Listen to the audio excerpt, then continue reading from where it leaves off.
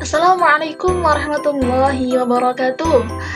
Selamat pagi anak-anakku semua. Bagaimana kabarnya kalian?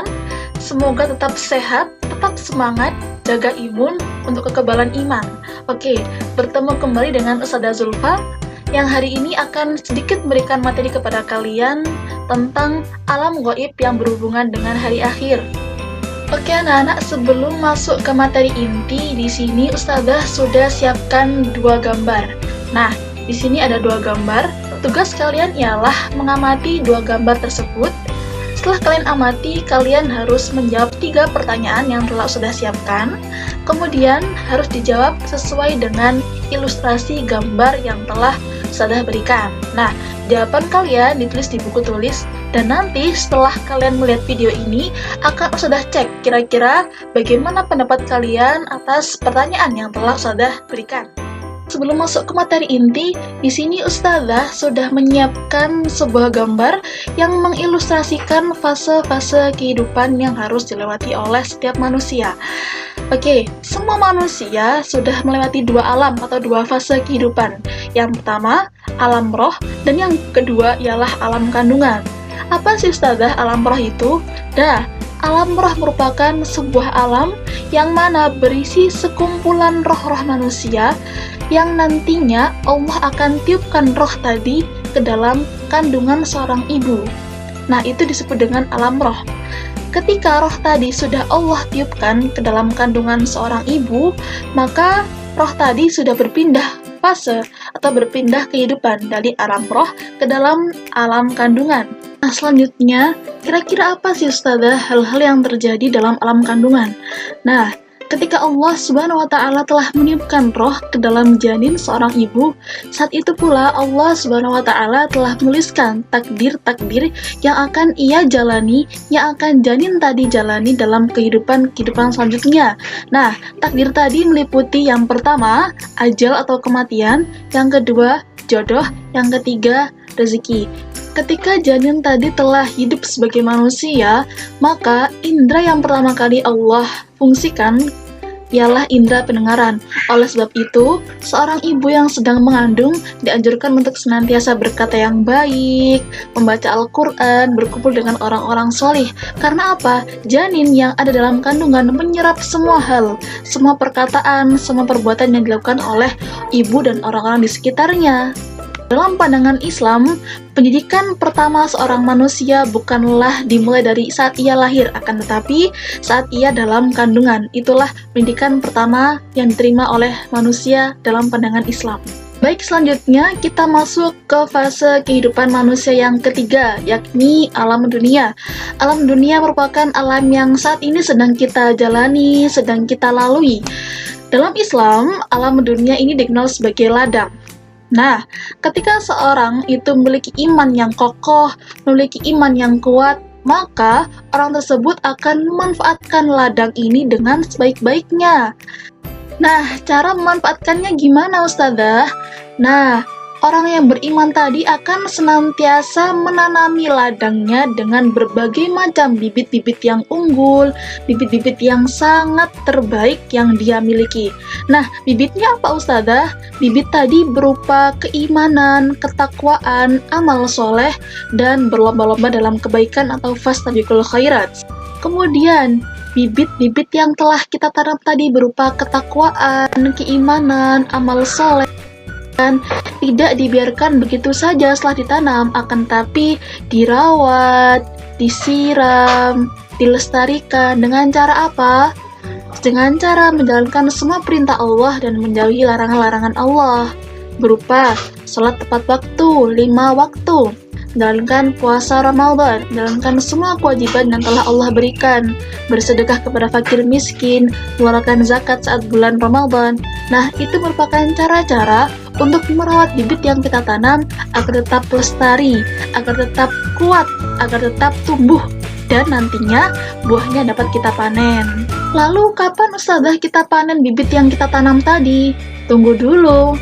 Biasanya kalau kita tanam tumbuhan itu kan tumbuhnya kan tidak dalam waktu yang sangat singkat, pasti butuh proses, ditanam dulu, disiram, dirawat. Nah, begitu juga dengan bibit yang kita tanam tadi, ada banyak sekali proses yang akhirnya bisa mengantarkan kita untuk memanen bibit-bibit kita nanti ketika kita sudah dalam kehidupan di akhirat nanti. Jadi harus bersabar melewati fase-fase kehidupan selanjutnya, baru bisa kita petik buahnya.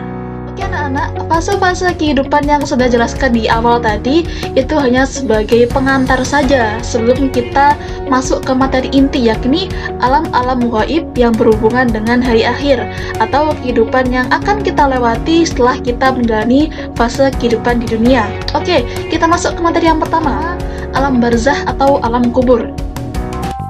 Oke anak-anak, apa sih alam barzah atau alam kubur itu? Jadi, alam barzah atau alam kubur merupakan pembatas antara kehidupan dunia dengan kehidupan akhirat.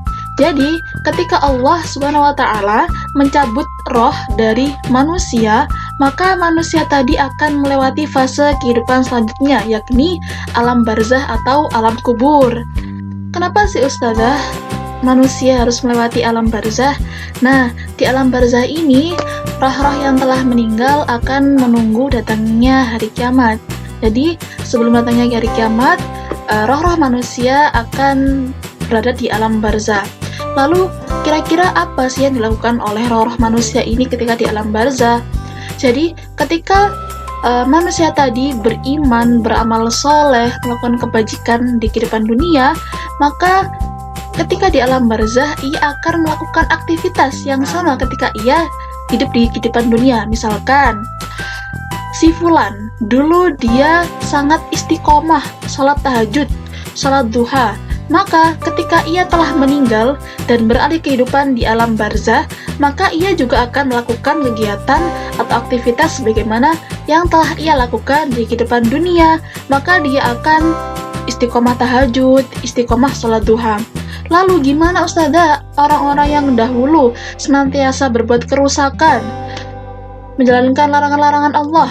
Maka hal yang terjadi ialah mereka akan kesusahan, karena mereka akan senantiasa disiksa karena perbuatan jelek yang ia lakukan saat di kehidupan dunia. Oke anak-anak, walaupun alam barzah ini merupakan alam yang gaib, tidak bisa kita lihat dengan mata, tidak bisa kita rasakan dengan rabaan, akan tetapi kita sebagai seorang muslim wajib mengimani adanya alam barzah.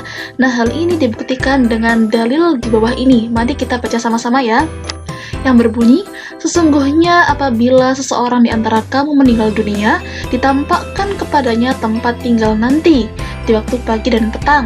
Apabila yang ditampakkan ahli syurga, ia termasuk ahli syurga. Sebaliknya, apabila yang ditampakkan ahli neraka, ia termasuk ahli neraka. Kala itu dikatakan padanya, inilah tempatmu sampai saatnya Allah membangkitkan kamu di hari kiamat. Hadis riwayat Bukhari dan Muslim. Oke anak-anak, dapat kita pahami dari hadis di atas bahwasanya ketika seseorang sakratul maut atau naza, sesungguhnya Allah SWT telah menunjukkan tempat tinggalnya nanti ketika ada di alam akhirat. Nah, ketika orang itu senantiasa berbuat baik, beramal soleh dalam kehidupan sehari-harinya, maka Allah akan tampakkan berupa kenikmatan syurga dan segala isinya. Tetapi ketika orang tersebut berbuat kemungkaran, berbuat maksiat, maka ketika sakaratul maut, Allah SWT telah menunjukkan tempat yang paling buruk sebagai balasan atas apa yang telah ia kerjakan. Oke anak-anak, kita masuk ke fase kehidupan manusia selanjutnya, yakni Yaumul Ba'ad atau hari kebangkitan. Bagaimana sih Ustazah kronologi terjadinya Yaumul Ba'ad atau hari kebangkitan? Yang pertama ialah diawali dengan kehancuran alam semesta dan seluruh isinya yang kita kenal dengan Yaumul Qiyamah. Kemudian akan disusul dengan dibangkitkannya manusia dari alam kubur. Jadi setelah semua jagat raya hancur, alam semesta hancur beserta isinya, maka dengan kuasa Allah SWT akan membangkitkan semua manusia yang telah meninggal. Orang yang bertanya, kira-kira gimana Ustazah orang-orang yang meninggal dalam keadaan kremasi atau dibakar menjadi abu?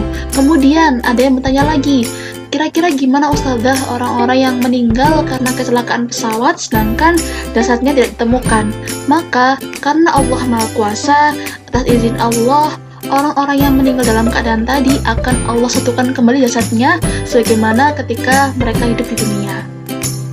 Sebagai seorang muslim, kita harus mengimani adanya hari kebangkitan yang telah Allah tuliskan langsung dalam Al-Quran, Quran surah Yasin ayat 52. Mari kita baca bersama-sama yang berbunyi, mereka berkata, aduhai celakalah kami, siapakah yang membangkitkan kami dari tempat tidur kami atau kubur? Inilah yang dijadikan Tuhan yang Maha Pemurah dan benarlah Rasul-Rasulnya. Jadi orang-orang yang tidak beriman, orang-orang kafir, orang-orang munafik akan kaget ketika Allah SWT membangkitkan mereka dari alam kubur, karena mereka dahulu tidak percaya atau tidak mengingkari bahwasanya Allah akan membangkitkan mereka ketika hari kiamat. Jadi ketika mereka dibangkitkan, mereka kaget, oh ternyata benar ya janji Allah, kenapa dulu saya tidak beriman? Nah, seperti itu ilustrasinya. Baik, yang terakhir ialah Yaumul Hasyr atau hari berkumpul. Nah, di sini ketika semua jagat raya, alam semesta telah hancur beserta isinya, kemudian Allah bangkitkan manusia dari kuburnya, maka selanjutnya ialah manusia akan dikumpulkan, digiring untuk menuju ke padang mahsyar, yang mana di padang mahsyar ini manusia akan menanti giliran untuk mendapatkan pertanggungjawaban atas semua amal yang telah mereka lakukan di dunia. Oke anak-anak, cukup sekian penjelasan Ustazah mengenai materi hari ini, yakni alam-alam gaib yang berhubungan dengan hari kiamat. Oke, untuk sesi selanjutnya Ustazah akan video call kalian, yang mana nanti Ustazah akan cek pemahaman kalian terhadap materi yang telah Ustazah jelaskan. Kemudian akan Ustazah cek pula sejauh mana kalian mengerjakan tugas-tugas yang telah Ustazah berikan. Oke, terima kasih atas perhatiannya anak-anakku semua. Sampai jumpa. Wassalamualaikum warahmatullahi wabarakatuh.